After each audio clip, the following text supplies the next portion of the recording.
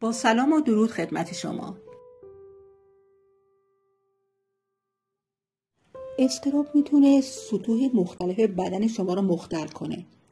میتونه به معده و روده هاتون و سیستم گوارشتون آسیب بزنه و میتونه منجر به کمردرد، گرفتگی در ناحیه شونه ها و گردن بشه. حالا میخوایم به این سطوح مختلف اضطراب که هر کدوم از این سطوح میتونه بخش متفاوتی از بدن ما رو تحت تاثیر قرار بده، در مورد این سطوح با هم دیگه صحبت کنیم. سطح اولی اضطراب زمانیه که اضطراب تونسته عضلات مخطط یا ارادی ما رو تحت تاثیر قرار بده، مثل عضلات دست، پا، عضلاتی که ما روی اونها اراده داریم و اونها رو به حرکت در میاریم.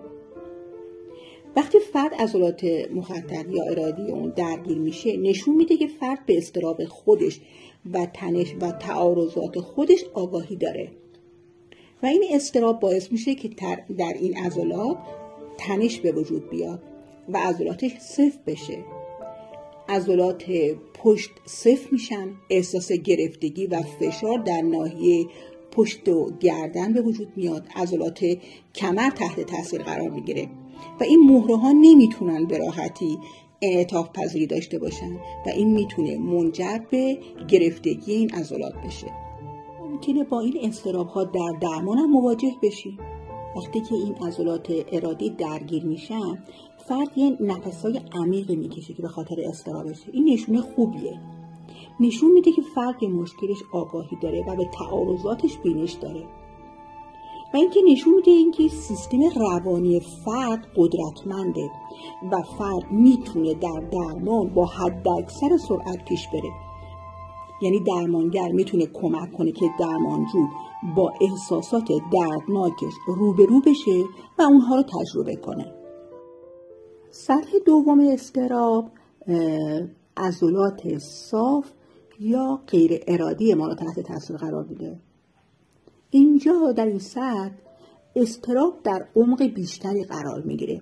نشون میده که فرد به صورت مزمن تحت تاثیر فشارهای روانی شده و این سیستم گوارشی فرد رو مختل میکنه.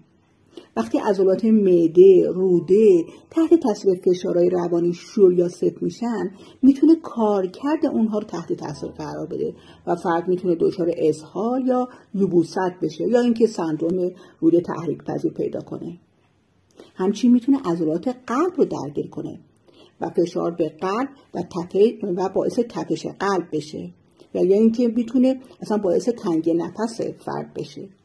وقتی ما یه همچین علائمی رو در عضلات صاف یا غیر ارادی میبینیم، متوجه میشیم که سیستم روانی فرد شکننده است، یعنی اضطرابش مزمن شده. تو این مرحله درمان این اضطراب به ما نشون میده که درمانگر نمیتونه درمان رو با حد اکثر توانش جلو ببره و باید درمانجو رو آماده کنه و به صورت تدریجی درمانجو رو با احساساتش روبرو کنه، یه عقب نشینی داشته باشه تا سیستم روانی درمانجو به اندازه کافی قوی بشه و به تدریج آستانه تحملش برای تجربه احساساتش بالا بره. سطح سوم اضطراب که شدیدتر اضطراب زمانی که کارکردهای ذهن مختل میشه یا بهش میگن آشوب شناختی، باعث میشه کارکرد ذهنی شما مختل بشه و باعث بشه شما نتونید خوب فکر کنید. احساس میکنید ذهنتون خالی شده، متوقف شده. حتی ممکنه به یک سری واکنشایی هم از خودتون نشون بدید، مثلا تاری دید ایجاد کنید یا اصلا شنوایی شما دچار مختل بشه، یعنی ذهنتون از اون کارکرد عادی خودش خارج بشه. درمانم ما ممکنه این سطح سوم اضطراب رو باش مواجه بشیم. یعنی فرد داره صحبت میکنه، احساساتش میگه من خشمگینم، من غمگینم، بعد یک دفعه به طور ناگهانی بگه چیزی یادم نمیاد، احساساتش رو انکار کنه. این نشون میده که سطح اضطراب فرد خیلی بالاست.